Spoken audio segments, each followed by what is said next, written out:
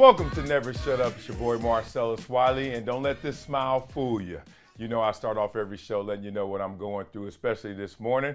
Well, my wife was running late, getting the kids ready this morning, so instead of just hurrying, not rushing, which is very different, because when you rush, you usually skip steps, you forget things, and then you end up as late as you were going to be without rushing. Hurrying is just getting to the place, still be mindful, still be alert, aware, but get there. But there's no such thing as early late. Once you're late, right? The kids are going to be fine. All they're missing is some little kickball before class. Stop rushing. But no, she didn't want to hear me. She didn't like the football player in me who was so disciplined, who understood urgency without rushing, but just hurrying, right? Anyway, we got into a little argument, not much, not major, but she just gave me the side eye, the eye roll, and you could feel the disgust coming out of her pores. Whatever, I'm still smiling, I'm still in front of all of you guys, and I'm about to talk about something that is very different than what I went through this morning than I think any of us has ever experienced. Let's talk about what's happening right now with the Alabama basketball team and Brandon Miller. A lot of conversation, controversy over him.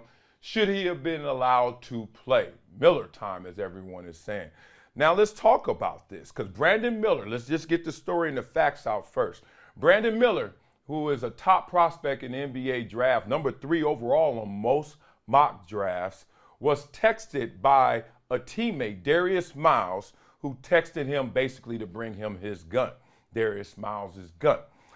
At that scene, Darius Miles has his gun, and Michael Lynn Davis actually pulls the trigger, killing Jamia Jonae Harris. Okay, so the facts are out there. Now, we get to a point where we're like, should Brandon Miller be charged? Should Brandon Miller be allowed to play? Obviously not if he's charged, but he was never charged. According to law enforcement, Miles texted Miller to bring him the gun to the scene. He obliged, and he's not been charged with any crime because, quote unquote, nothing we could charge Miller with.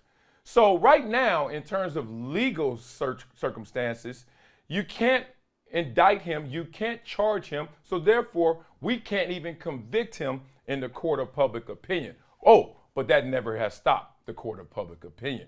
If you guys watched that game last night against South Carolina, oh, the Boo Birds were in the building.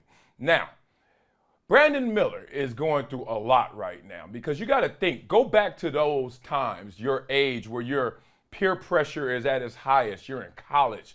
As much as you're trying to show your own identity to this world, we know that we are obviously always influenced by those around us. We're starting to learn who we are based on what is around us, who is around us.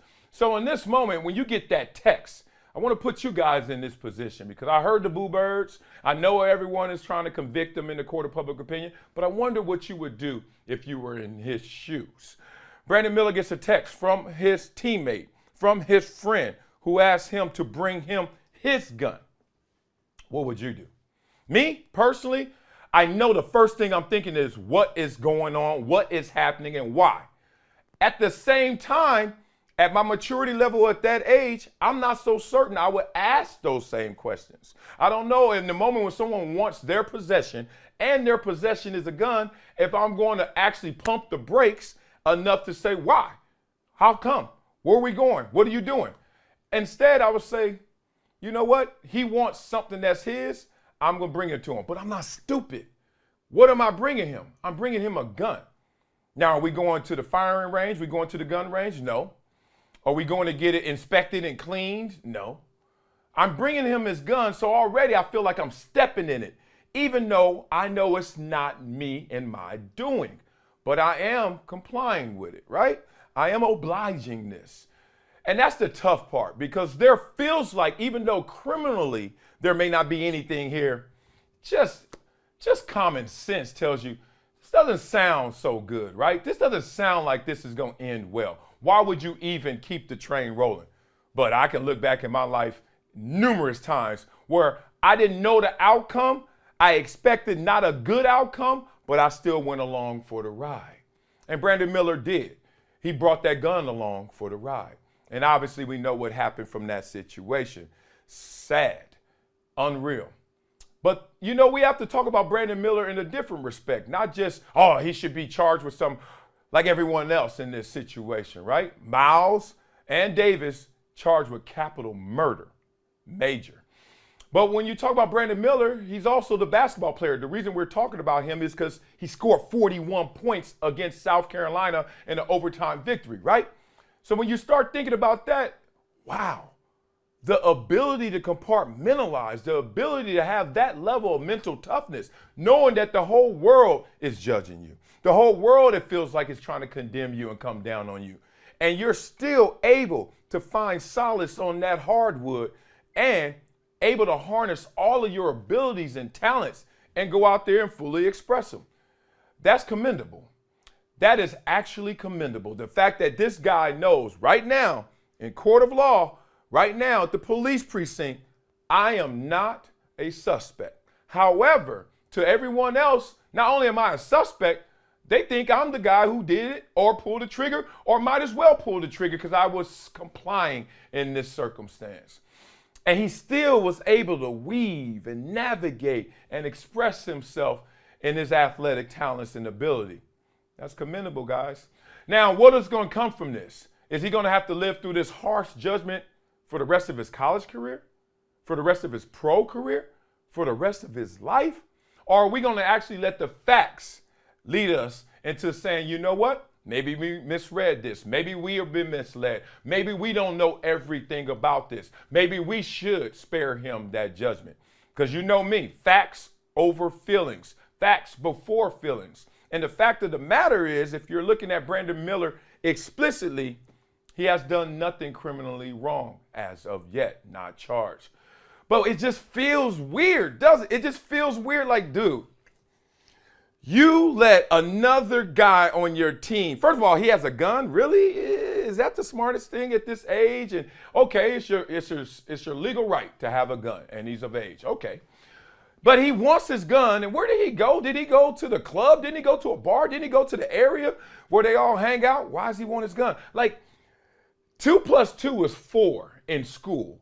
But I heard a lawyer tell me before, he said in the court of law, 2 + 2 is something between 3 and 5. And if you understand what I just said there, you understand this case right now. It just seems like most of us are saying 2 + 2 is 4. What are you talking about? This dude did something, misdemeanor something, and everyone else is sitting there trying to like rally and rile it up to a point where there is a criminal charge. But in the court of law, and in terms of the interpretation of the law as it applies to this case, 2 + 2 is somewhere between 3 and 5. Well, coming up on Never Shut Up, let's stay in the sport of basketball, but let's go to the pro level. Let's talk about Joel Embiid and his quote of how he almost quit the game of basketball in college because he got banged on. We'll talk about quitting, Joel Embiid, and how you have to persevere. All that next on Never Shut Up on Brinks TV and Reach TV. Chalice time.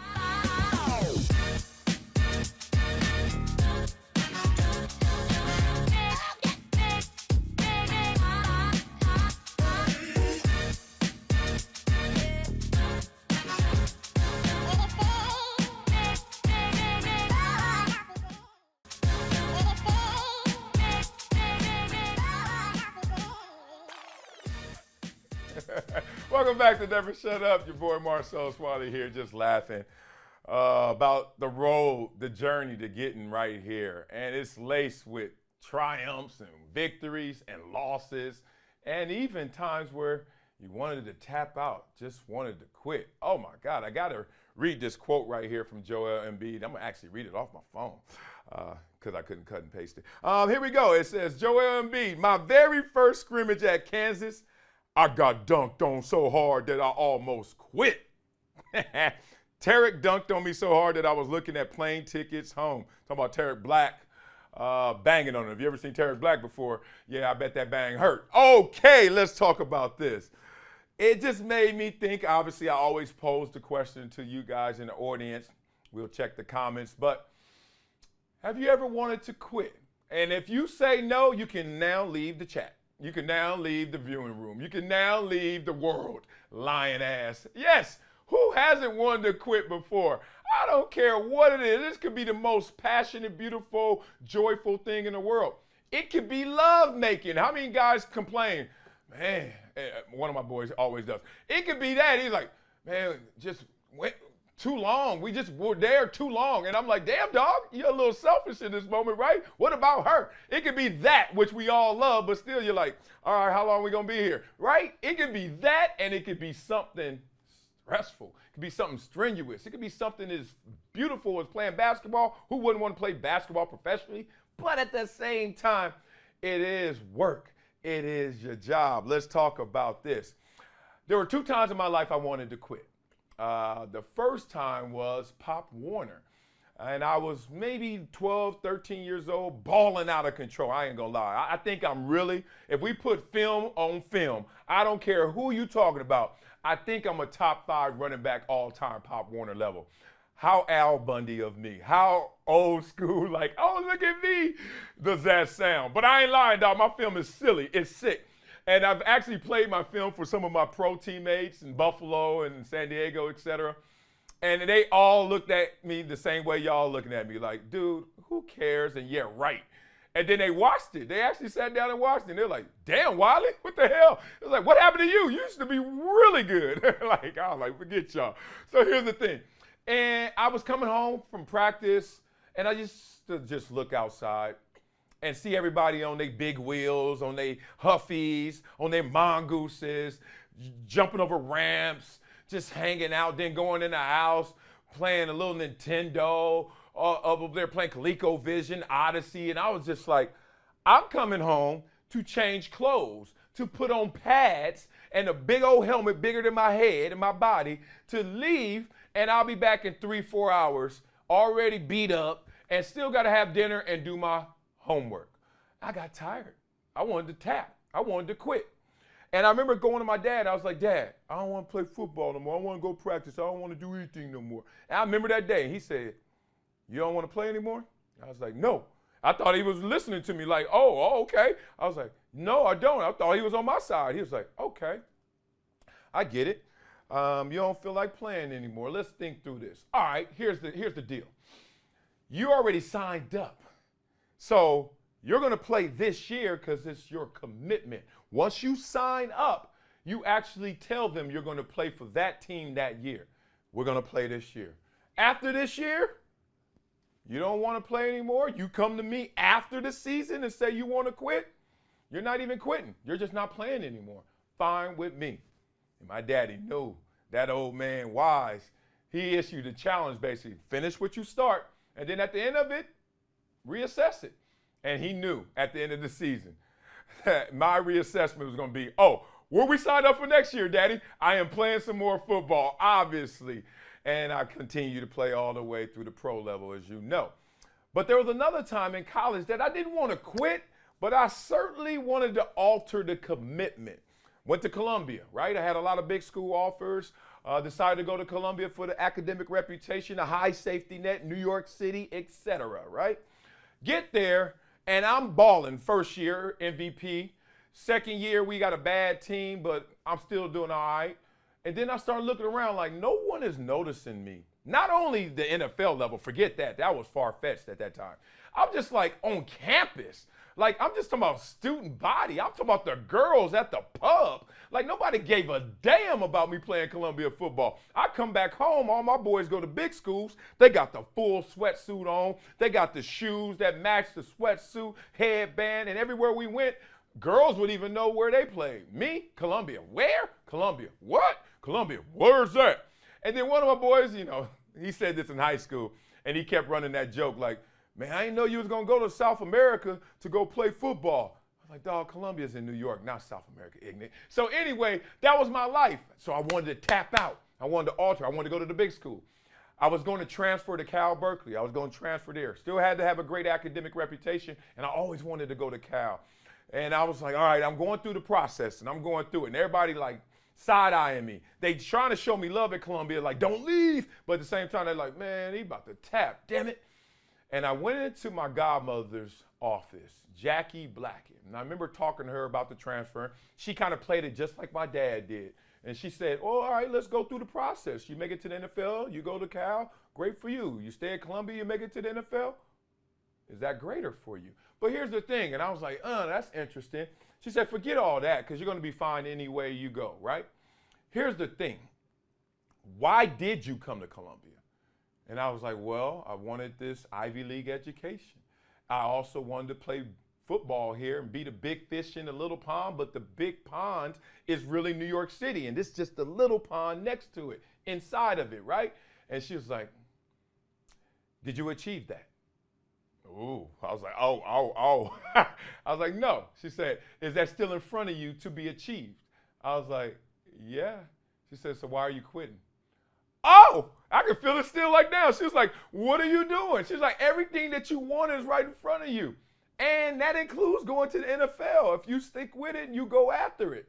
But why are you quitting? Because everywhere you go, there you are. So I go to Cal, imagine that. I'm going to Cal thinking it's about where I am or what's around me. I probably made up some excuses once I got to Cal.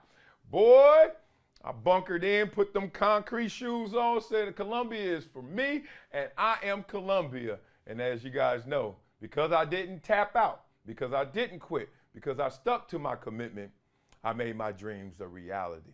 Well, coming up on Never Shut Up, we got to switch gears. Woo! This is an interesting story. Malcolm X's family is suing the New York Police Department and others for $100 million for not being completely honest through the case of Malcolm X's death. Oh, we're going to discuss that next on Never Shut Up on Brinks TV, Reach TV.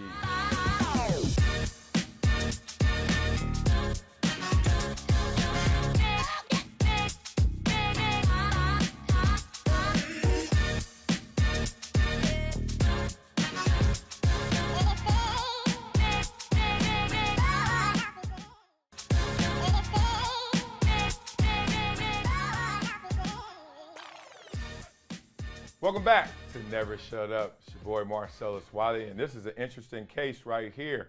Talking about Malcolm X's family suing the New York Police Department. Got some reading to do to kind of give you guys the facts of the matter, but Malcolm X's family is suing the New York Police Department, CIA, and more, FBI, New York State, etc., over failing to disclose evidence in his murder. Let's get through it. $100 million lawsuit against the New York City Police Department. Ben Crump is the lawyer. Of course, Ben Crump is the lawyer.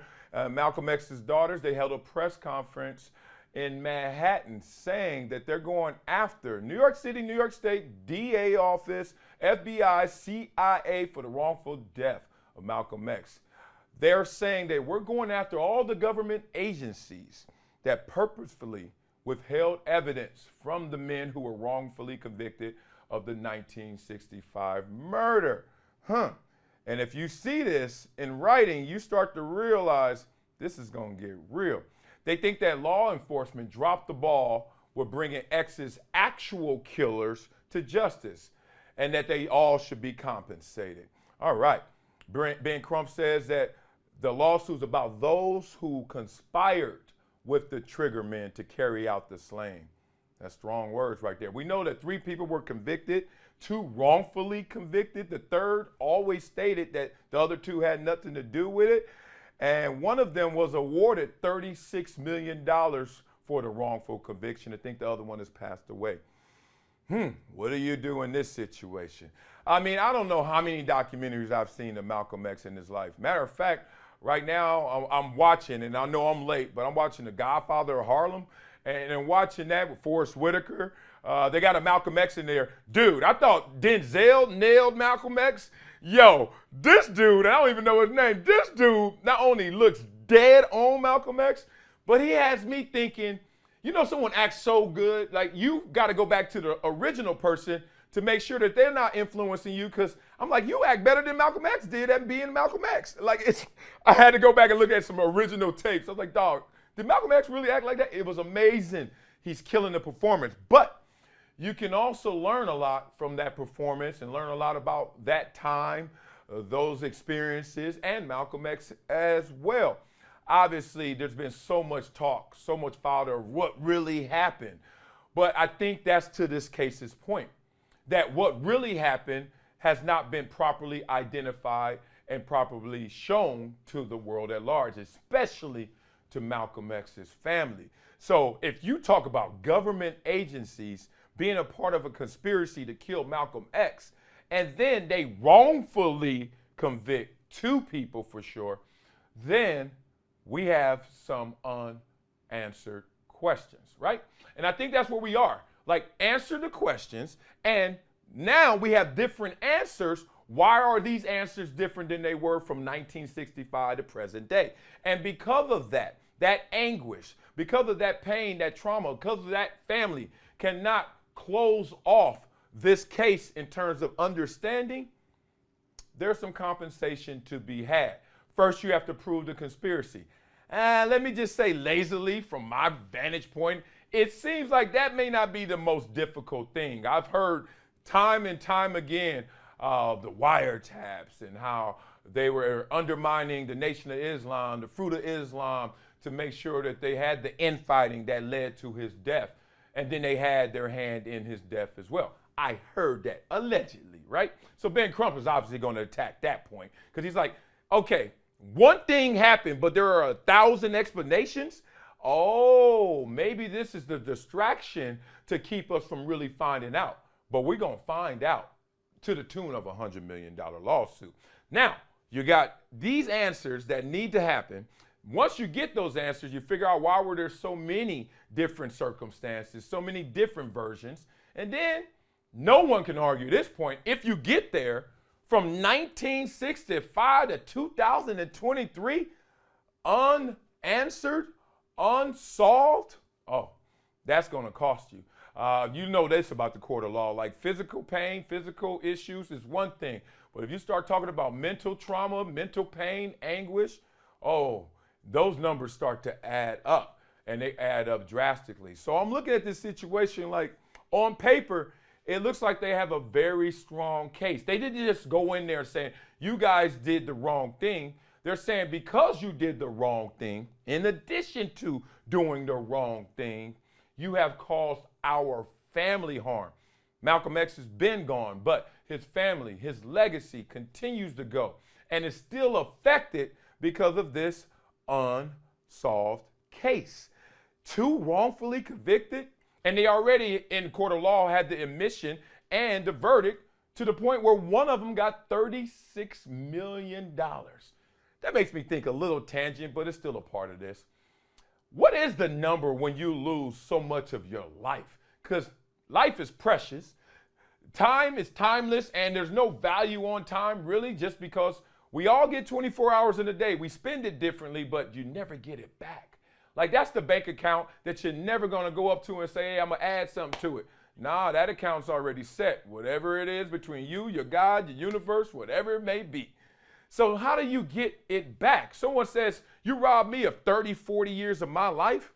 Is that 30, 40 million dollars? Hell no. It's way more than that, but what is it? What is that number?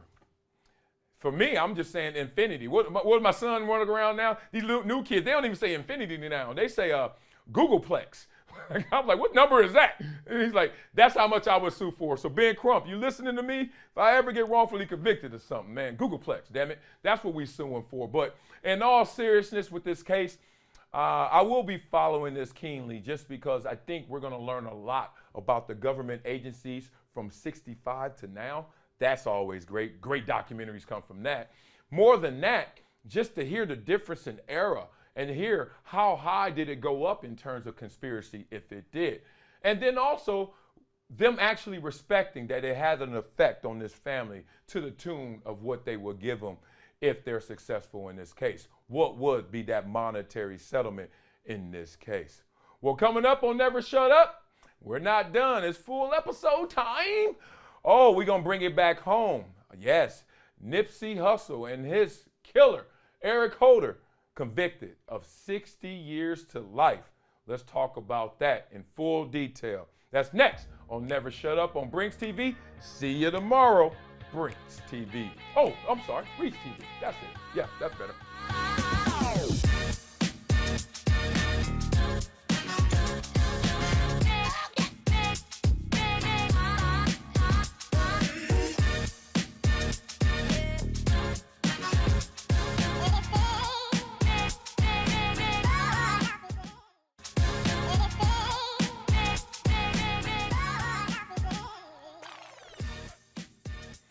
Welcome back to Never Shut Up, full episode, raw edition right now on Brinks TV.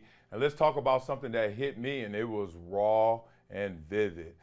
Nipsey Hussle, we all know, we saw his murder. We all saw his murder on camera right there on Slauson and Crenshaw, minutes from where I grew up. I'll get into that in a second. But his killer, Eric Holder, was sentenced to 60 years to life behind bars. And the first thing I saw when I read that was how ironic. 60 years to life. Now, let me take you back home where I'm from. I am from Slauson and Edgemar, which is minutes. We used to walk to Crenshaw. We used to walk all the time. Actually, Crenshaw High School is closer to my house than the high school I went to, both high schools. And my mother wouldn't let me go to Crenshaw at the time growing up because it was a bad school. Gangsters was up there, banging up there. I mean, that was the reputation, and it was real. We already moved from Compton to Slauson, and we moved for greener pastures, safer schools, etc. And it was safe where we were, relatively. But Crenshaw was more dangerous than Westchester at the time, even though Westchester had its issues as well. But getting to this circumstance in this case, I know this area vividly. So when I heard something happen to Nipsey Hussle and then start watching the clips as they were evolving through the day and through the days, it was just like, I've been to that same place a billion times, that street corner. More importantly, I actually had been to the Marathon clothing store before, maybe 2-3 months before Nipsey got killed. Since I'm from the area, the reputation is stronger in the area. People are proud of you. You made it, Marcellus, from that area, right? So I remember going to the store, and I was just going to get me the hats. Matter of fact, let me show you guys. See that right there back there? That says Slauson, that says Crenshaw. Those are the hats right there. Get out the way, right? Damn, I'm big. All right, so here we go. Those are the hats, right? And I bought them that day. Now I'm in there, and the guy's working in the store. First of all, I was looking at the store like, this is amazing, immaculate, beautiful, especially right here on Slauson and Crenshaw. Oh, y'all really stepping it up in class. Good stuff. And the dude, he's like, yo, I'm going to call Nipsey. He's around here. I'll call him right now so he can come down to the store so he can see you, man. He'll be blessed to do that. And I was like, nah, don't do that. For some reason, I really like just being the common man as much as possible. And I know I am. But sometimes you got to remind people that you are, right? I don't want the star treatment. I ain't come in there to get the discount. I didn't come in there to just get hooked up. I didn't come in there to get a picture with Nipsey, even though I would have loved it. I came in there to support. Simple as that. So I was like, I'm in, I'm out. I'm good. Say, next time, man, he'll probably be here next time, or we'll set something up. He's like, are you sure? I was like, yeah, I'm sure. And walked out. Never got a chance in my life to meet Nipsey Hussle. Now, you fast forward to the moment we see what happens on camera. And immediately I just go into like hood detective, ghetto detective, right? I'm trying to mouth things out or hear things that are said. I can't. I'm looking for the clearest, cleanest copy. Tough. I'm looking to see angles. Where'd he come from? What was happening? What body language? Tough to read. But you're watching it and literally seeing it as Nipsey Hussle gets shot. You can tell he's affected, gravely affected, but the fighter in him, the spirit in him, the gangster in him still was talking trash to Eric Holder. There are quotes out there of what he said. I didn't hear it, so I don't want to necessarily quote it, but I think it was like they said you got me or something is one I do actually respect and can acknowledge. And the guy shoots him point blank then, and it's lifeless. Nipsey is now gone, right? That's what it looked like. You fast forward, and everybody's like, what is going on? There's so many levels to this story, especially because I'm from that area, and I'm from that neighborhood, and then I'm watching it. I'm watching who they interview. And then one of the guys they interview I actually grew up with. Cowboy is his name. That's what they were calling him, Cowboy. I know him as Herman growing up. That was a homie, lived close to us. Used to see him all the time. I think he was a year older than me, my sister's age, all the time. As all these guys are, man. Nice kids, cool kids, the homie. And then, we all go our different ways and different versions of that, right? and not always on the right side of the law, unfortunately. But anyway, they're interviewing him, and he was actually in the store, and one of the guys that ran out and saw Nipsey first. I saw some interviews with Big U. I've done work with him before in the community. I've known him forever, 20, 30 years. I've donated and did some work with him at Crenshaw High School. I just talked to him a few days ago, crazy enough, right? But he has this huge reputation, been to prison, triple OG. So I was always scared of him, right? But he became a friend. He became somebody that I actually connect with and do some stuff in the community with. But long story short, I'm hearing it from TMZ. I'm hearing it from big media and mass media. Then I'm hearing it from the homies, and I'm hearing all different versions. And, being from that area, and I remember watching it because I was on vacation with the family, and I felt guilty. Not only did I feel sad because I was like, damn, Nipsey's gone, but I felt guilty because I kept watching videos and reading quotes and comments, and I was robbing my family of the vacation because I literally was fully consumed with this story. Why? Not because of celebrity, because I could have been that kid. I could have been that guy that turned into Nipsey, that turned into Herman or Cowboy, turned into Big U, because we all right there. And I could have been the one, because I made it, who opened up a store right there on Slauson and Crenshaw. And then opening up that store, still staying in the hood, I could have been the one sniped. But it wasn't just because Nipsey was in the hood that happened. It was because of that relationship. It was because of what they went through, because of the accusations and all that stuff. Whatever they were going through and wolfing to each other, they had some issues, right? And that could happen anywhere. But obviously, Nipsey opening up his store right there, Slauson and Crenshaw. Man, it's something that you got to have like tremendous pride for, but also reservation. Let's talk about it. We know what he was doing, and we know what he did, the effect it had. It brought tremendous value, not just in property value, but I'm talking about in esteem. I'm talking about in people really feeling and vision, like, oh my God, you can make it and still bring something back here. But there is a flip side to it, because there are dangers of bringing it back here. Like, I know a lot of people say, why you got to leave the hood and escape the hood? Well, it's because a lot of times in the hood, there are a lot of people, and I know them, that feel like they have nothing to lose. Even though they do, they don't feel that way, right? And so now we're just playing percentages. It's not about you can't live in the hood. Look, Asia Brown, former mayor of Compton, guess what? She lived in Compton. You can live in the hood, but you're going to have to deal with a value system that's going to be different than if you leave the neighborhood. It's just that simple. I know this for a fact because I used to live right there. And I also know where I live right now. Completely different mindsets. A lot of that is because of monetary value and the value in our community. But also, that tells you that the mentality of those who make it to those good areas is a little different than those who don't. The rich get richer, the poor get poor. And it's not just because of how much money you have.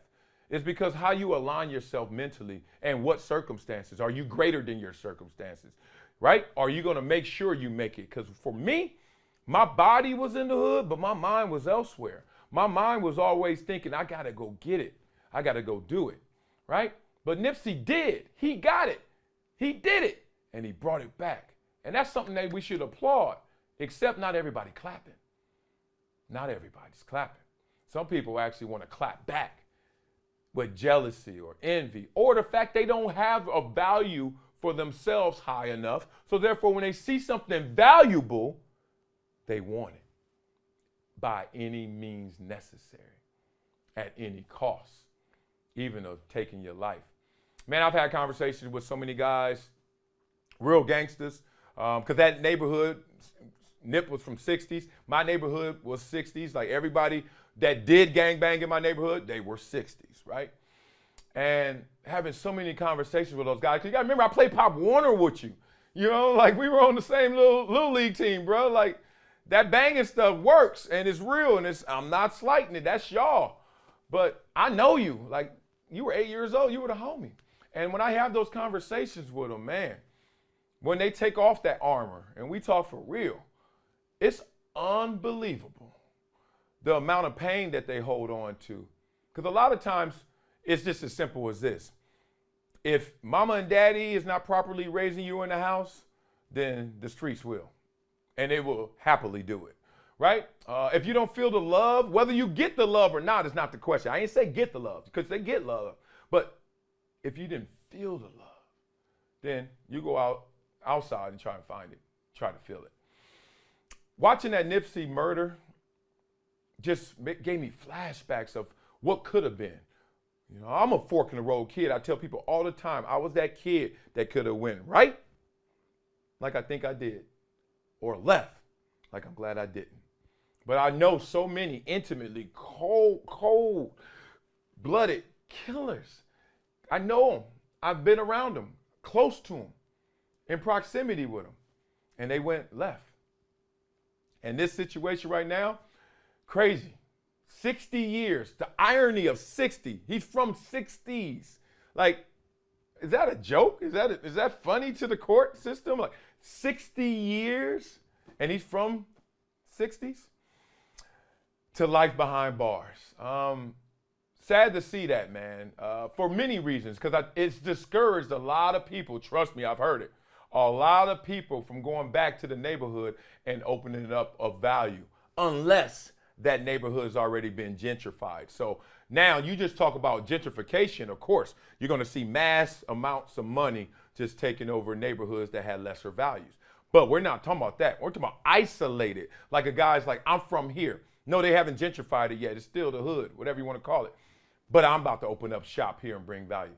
Those guys have been discouraged by Eric Holder and his killing of Nipsey Hussle. Sad story all around. Really still pulls at my heart just discussing this. Love to see what you guys say about this in the comments. All right, y'all know how we end this show. Every single day with a Wileyism. Here's one. Only place is good to be followed by zeros is your bank account. Kind of to the conversation we were having a little bit, but don't be around, don't associate with those you don't want to be with. We all have heard that. But we also know how important that is. And that doesn't mean every single person has to be aspirational. They have to be the person you want to become. They have to actually be an example of what you want. No. It's just when you talk about who's following you and who you're following, be very careful of how long that line is of people you don't want association with, right? Only place it's good to be followed by zeros is your bank account. So don't go out here woofing. Don't go out here showing off, showing out, high sign, trying to get people to follow you, knowing that they're really not doing anything. That's why they're following you, right? One, you shouldn't feel that big if the people following you not that big. And two, why you want people following you and they ain't up to anything, up to no good, right? I remember in the league, I had to start cutting dudes off because I started looking around. I was like, dog, you ain't doing nothing. And it's not like for me to judge you, except I'm giving you opportunity and resources and what you're doing with it. And more importantly, I'm not taking care of you for the rest of your life. I got kids, right? And more importantly than that, dog, go get yours. I got mine, you can go get yours. So don't just sit here and like, yo, I got you, Wiley. Anytime anything comes up, what's up? That's what the entourage is for, huh? A lot of times. Just, hey, anybody trip, I got you. What if nobody tripping? What you gonna do then? What you got? Like, miss me with that, man. So the only place it's good to be followed by zeros is your bank account. Well, that'll do it for today's episode of Never Shut Up. Talk to y'all tomorrow. We gonna get it in. I'm getting my chalice. I'm pumped. Y'all keep watching us on Brinks TV, Reese TV. Got love for y'all. And hi, Courtney. I'm sorry I've been late the last 2 days. I'll make it up tomorrow. I got you, girl. All right. See y'all tomorrow.